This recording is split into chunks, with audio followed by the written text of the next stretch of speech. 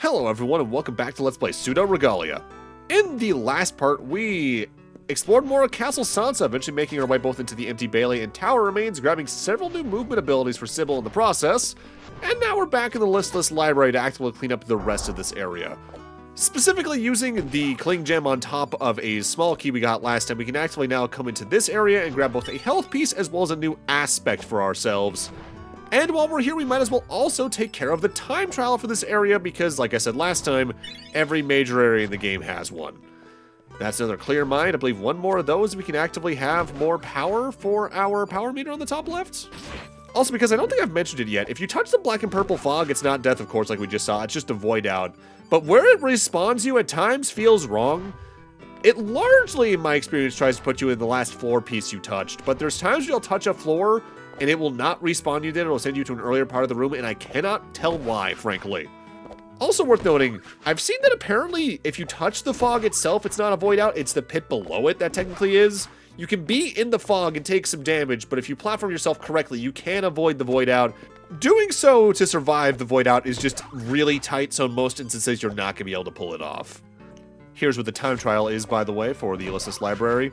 Now, something I forgot to mention about time trials last time is that whenever you collect one of the blue orbs, there is a little pulse of energy that feels like it generally points you in the direction of the next nearest blue orb to grab, but there's times where I can't tell if it's doing that or pointing you to the next one in sequence, quote-unquote, like each of these orbs has a numerical value in the game's code and it's just pointing you to the next one in sequence. It might also just depend on which time trial you're in, honestly thinking about it, because like I mentioned, there are some time trials where in order to grab one orb, you need to have grabbed another one first if memory serves, so it just kind of depends.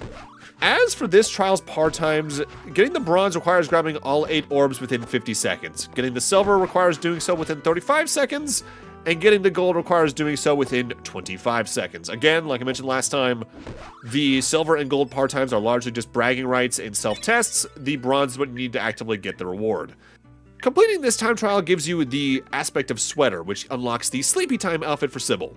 As the aspect name implies, it's just a big baggy sweater, and it looks really comfortable. It's honestly probably one of my favorite ones in the game, mostly just because I like how the segmentation of it works on the low poly model. Kind of reminds me of Final Fantasy VII, actually, because Aerith in that game, her character design is that she wears like a long pink dress. But the way they render that on her field model, at least, is that she has 2 very thick pink legs that emanate the shape of a dress, which is just a really smart workaround for the size that those field models actively take up on the screen. And if you look at the back of a Sybil sweater, you can see the same thing going on pretty much. With the Listless Library now cleared out though, my next goal is actively to explore some of the depths of Castle Sansa and grab some items along the way here, namely a lot of small keys, health pieces, and aspects. For instance, use the cling gem around this wall, you can get over here to grab this one. If memory serves from my first playthrough, that may have been the last or second to last health piece I actively found. Something about the shape of this room I just didn't think to wall cling along. I think it might just be the fact that I just kind of accepted it as a river that just went off screen and was just for aesthetics. There's a couple methods to grab this specific small key, by the way. You can either get that with just the Sungreaves and Sunsetter with some precise wall kicks. You can wall cling after a Sunsetter jump as well to get up there, but easily the fastest way to do that in terms of progression at least is doing a much more precise side hop after a slide, which if you get the right momentum for it, can get you way up there, like I said, but that also requires a lot more execution. There are actively 2 locked doors in that room with the key, but I want to hold off on using that key for a later area just for efficiency's sake. The princess used to love having afternoon tea here, but the handmaiden has run out of a special ingredient. I guess the princess doesn't really want anybody else's tea. For some reason, this Goat Butler in specific reminds me to bring this up. This game actively has a couple of plushes that were made, specifically through the limited run plush manufacturer Makeship. And I'm not usually big into like the super FOMO stuff, but I like this game enough where I wanted to support the developer through actively getting the plushes. There's one of Sybil straight up in her base outfit. There's one of the Goat Butler, and then there's one of actively Sleepy Time Sweater Sybil right here. I own the latter 2 of those because I missed the run of the original Sybil plush. If they ever reprint it for some reason, I'll probably try to grab it then just to give the devs some support. Especially after a relatively recent hacking incident where they lost their original email, actually. Thankfully, nothing was compromised on the Steam front, and I don't think their next project they're working on was compromised either, but still really sad to see that happen. It was one of the Discord hacks, I believe, that people have gone through here and again. This bubble here is actively a bit of an underutilized mechanic in my eyes. When you jump into one, your jump is preserved and you can jump out of it and wall cling out of it to get further as it is. But after jumping out of it, you have a yellow preserved state. What that means is that while you're in midair, you can press the jump button again to be sent flying forward in the direction you're holding on the analog stick. I want to say there's some really cool jumps you can make with those if you know the level design well enough for some of the more advanced movement, but I tend to only really use them for the jumps they're intended to be used with, if only just to help my brain digest what's going on here. Because I think that's actively my biggest barrier when it comes to doing like advanced platforming on like a speedrunner level, is just the processing power to actively do all of it in a row. Because there is quite an active difference between playing a 3D platformer like this well, and playing it at like a mastery level like speedrunners tend to. And I just do not have the finger speed or brain processing to handle that tier. Up here is our next aspect, the aspect of good graces. This increases the power of the Dreambreaker's healing technique from 1 pip of health per section of the indignation bar to 1.5 pips per section of the indignation bar. Obviously, just a very useful and general aspect to grab, but if you're especially failing a lot of platforming sections over and over again and falling into the fog, this could be your best friend to help avoid game overs, especially if you're actively in a bit of a save point drought. Usually, this game is pretty good about how it places save points. Either they're just located regularly through the level design as it is, or certain areas will just loop to the same one over and over again, unlocking new shortcuts as you go, like it's a FromSoft level. But there are still times, depending on how many health upgrades you found especially, where the distance between save points can seem kind of scary, especially depending on if you're in certain late game areas or what routes you take through areas to begin with.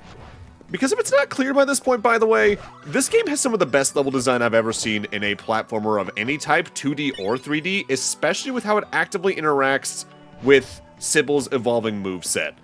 The way the abilities recontextualize earlier game rooms is already pretty good to begin with, and is pretty standard for this genre in general, but the way that every single room has at minimum like 3 or 4 ways you can probably find a way through it, even if you don't have her full moveset, is honestly fantastic. This room in specific, I take a wall cling strategy here, but there's probably some good ways you can get up here with just some pretty precise slide jumps, wall kicks, and all that jazz. In that regard, I probably should mention directly, this game's level designer is just credited as Matt.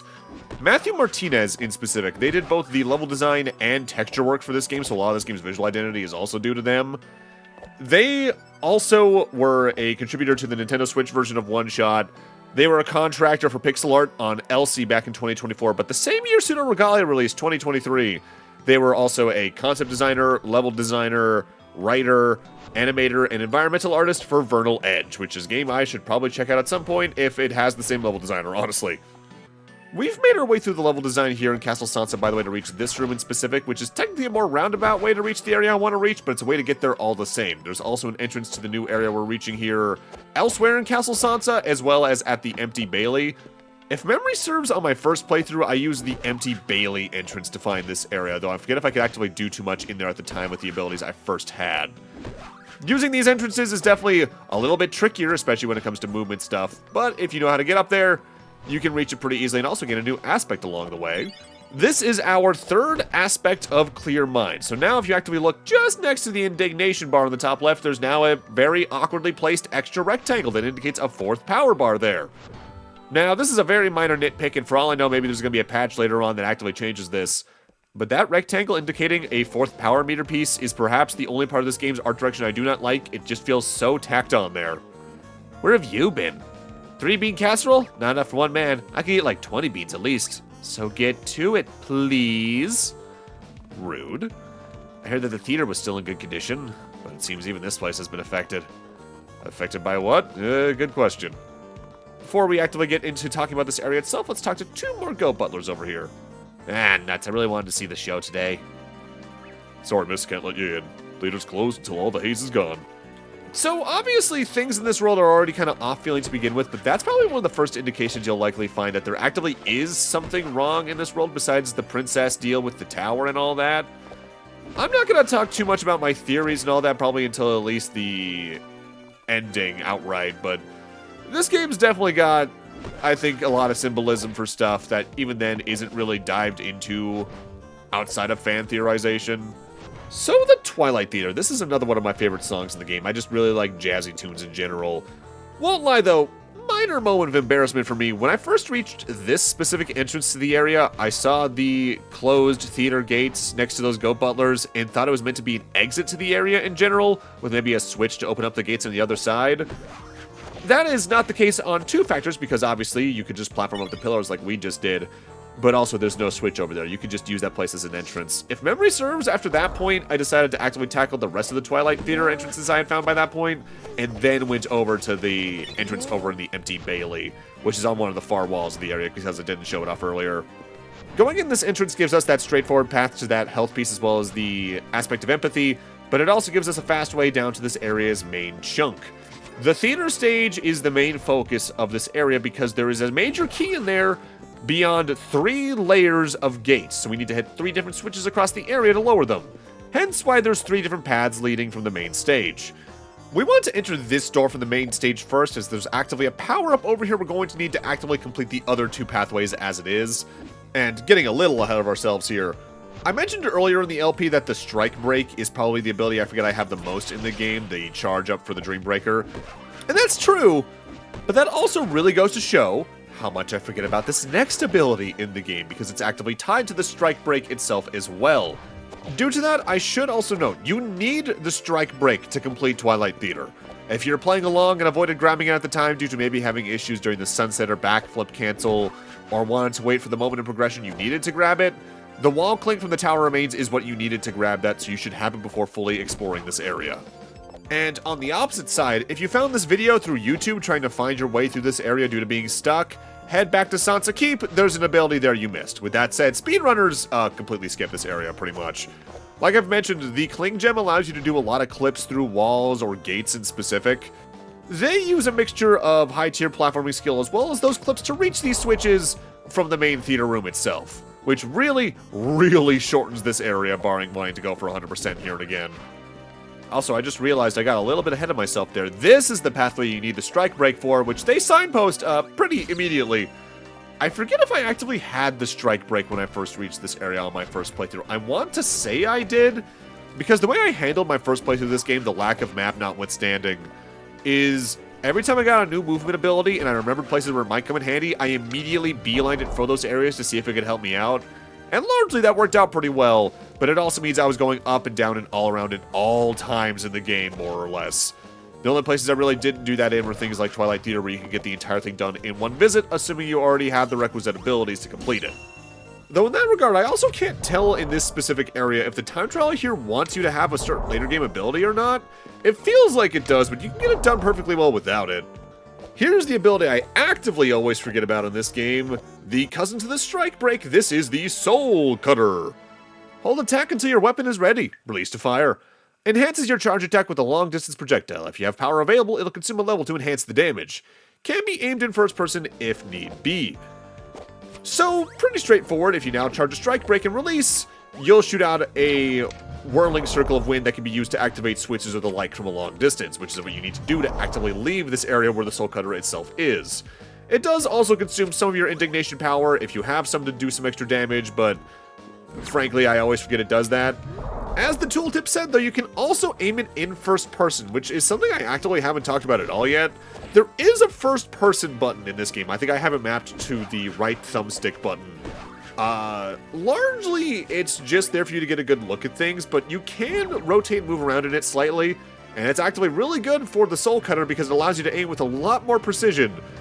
Mind, I say that, but it's not like aiming the Soul Cutter in third person is impossible. Heck, if memory serves, I did that entirely on my first playthrough. It's just that it's harder to get a gauge on what exact direction Sybil is facing. And given that the lengths that some Soul Cutters need to travel, those minute differences in direction and orientation can lead to wide misses in some cases. Like with this switch in specific, if you're slightly off here, it just flies off to a side and you're going to completely miss. Which they do usually try to compensate by making the long distance switches much larger, as you can see. But it's better just to use the first person just in case. The section after this, when we get up this elevator, is probably the one that gave me the most trouble in this area on my first playthrough. Because for some reason, I just couldn't wrap my head around how to get around this too easily. Because we need to get above this little diagonal slant here, get onto this pole, jump from there. Something about it just didn't really click with me, and in retrospect, I don't even really know why. I guess thinking about it, what it could be, because I also do remember having issues exploring the tower remains on my first playthrough. It could just be that one level design in this game seems more organic, like it's just part of the environment you need to get around in. I just have more issues digesting it and figuring out how to get around it. Meanwhile, a lot of the other areas in the game do feel more like direct platforming levels where the answer can be variable with whatever abilities you have, but there's still very clear, like, direct routes for you to go along. If that is the case for why I actively have issues with these areas, thankfully for my sake at least, they're actively very few in number, and when they show up, they're actively usually pretty short. Because once we get along this wall that this platform is on, we are at the end of this specific platforming segment already, and also at the switch, where the second gate can be lowered over the major key here in the Twilight Theater. One more to go, and to get it, we now need to go backstage, so it's time for us to go behind the set dressing and explore there. By the way, when I was jumping down from that platform, you may have noticed there was a door in front of the stage here in the Twilight Theater. That actively leads to one of the other entrances. In fact, that's the one that leads towards the empty Bailey, and I actively use that as the way to exit the area. There are a couple of items that way you could grab potentially in the case you're having issues on the main pathways, but I don't think that's super necessary in my experience. But hey, mileage may vary depending on your own experience or skill level or confidence and all that jazz. So this is actively one of the few proper combat rooms in the game where in order to progress we need to take out every single enemy. The maids here have some projectile attacks involving throwing plates or spinning around in a circle. Meanwhile, we've actively seen the tuba enemies before back in Castle Sansa. They just vomit some musical notes at you. They were also in the empty Bailey, if memory serves. I already mentioned during the start of the LP, specifically during the Strong Eyes fight, that combat in this game doesn't feel great, but it actively does feel a lot better against the few bosses in the game than it does just the random minutia of enemies. Probably because more often than not, the enemies are more meant to be obstacles in your path rather than things you actively decide to fight all the time. Due to that though, the general rarity of combat rooms in general alongside the boss fights really makes the few that are there stand out, because there's like this one, there's one in the other area we've yet to explore in the game to begin with, and I think there's another one in another part of one of the other areas we haven't been to yet either. Related though, because I've been mentioning some other people who worked on the game, worth noting, a lot of enemy designs in this game were actively designed by an artist known as Jesse Diaz, otherwise known as Technicolor Jan. Other enemy designs, as well as some other level design that's not done by Matt Martinez, was actively done by the game's creator, Ritzler. Worth noting, for clarity's sake, that is not the Rizzler, or whatever that kid's name is, it's Ritzler, R-I-T-T-Z-L-E-R. I make that distinction because one out of maybe every 6 times I talk about this game with someone, and they hear me mention the creator's name, they think I'm saying Rizzler when I am very much not. While I was talking about all that though, we did end up completing the third pathway here in Twilight Theater and lowered the third gate, so now we have this area's major key. 3 of them down, 2 to go. There was a part of me that really considered actively leaving the major key at the tower ruins there until we actively needed it, just because it's such a final feeling location for that. But I ultimately decided against that because of other reasons. Please leave me alone. I will kill again. I'm suddenly uncomfortable. Specifically, I ended up grabbing the major key there because I needed to reach the rooftop anyway for 2 reasons. One was to showcase the tablets shouting out the other major key locations as well as the door, and the other was to hit a switch up there that lowered another gate in the tower ruins for a time trial we'll be doing at the very end of the game.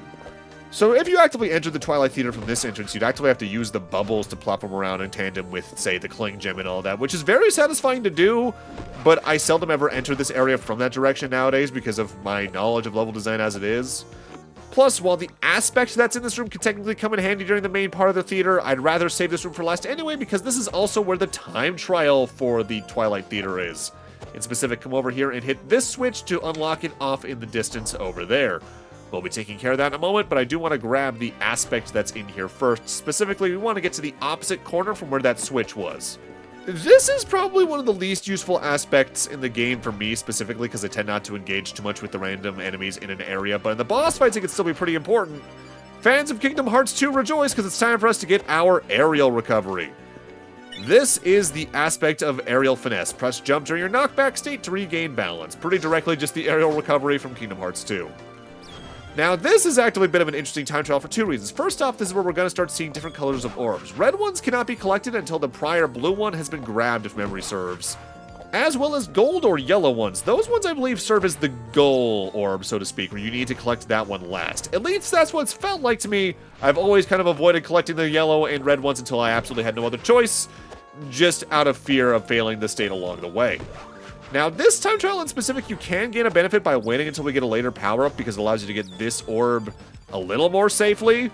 But as you can see, a wall cling into a Sungrieve kick into a Sunsetter cancel cleans that up pretty quickly. And even then, I should note, if you void out in rooms like this during time trials, your time trial isn't failed. But in most cases, voiding out is still disadvantageous, as you'll usually spawn in a part of the room far away from your next orb. I think they generally try to spawn you in close to the time trial crystal in specific. There are still some cases where you can game void out respawns, but just know they're either harder to pull off or a little bit more specific in their positioning. There's one in specific where it's really useful to do them in. As for the par times in this specific time trial, you need to grab all 13 orbs within a minute 10 to get the bronze par time, a minute flat to get the silver, and 50 seconds to get the gold, which feels ridiculously tight. For clearing the bronze par time, we get the aspect of class, giving us our next outfit, the classy outfit, which I also really like. She looks like she's going to have a nice night on the town. It looks nice and comfortable. I like it a lot. With that, our duties here in the Twilight Theater are now completely concluded, so we can actively use the nearby door across the way to exit this area and head back to the Empty Bailey, which is nice and convenient for where I want to go next, because the Empty Bailey is also the fastest way to me to get to the remaining area of the game we've yet to explore. Specifically, the Twilight Theater Empty Bailey connection is on the far wall near the building where we first got the Solar Wind ability back in, like, part 2. We want to get to the opposite side of the Empty Bailey, specifically up the platforms we opened up as a shortcut on our way up to the Tower Ruins the first time around. As if you looked out carefully, you might have noticed there was also a bit of ground on the opposite side of this wall that we can walk on. That will actively lead you into probably the most opportune entrance to actively access the final area with. And it's worth noting, I like pretty much every area in this game a good bit, but the final area we're going to explore coming up here is easily my least favorite area to explore for one specific reason we'll get into next time. But with that, I'm going to need to end this off here. Thank you guys for watching, and in part 4 we're going to explore this final main area and see what we can find in there before going off to grab some more major keys. See you guys then.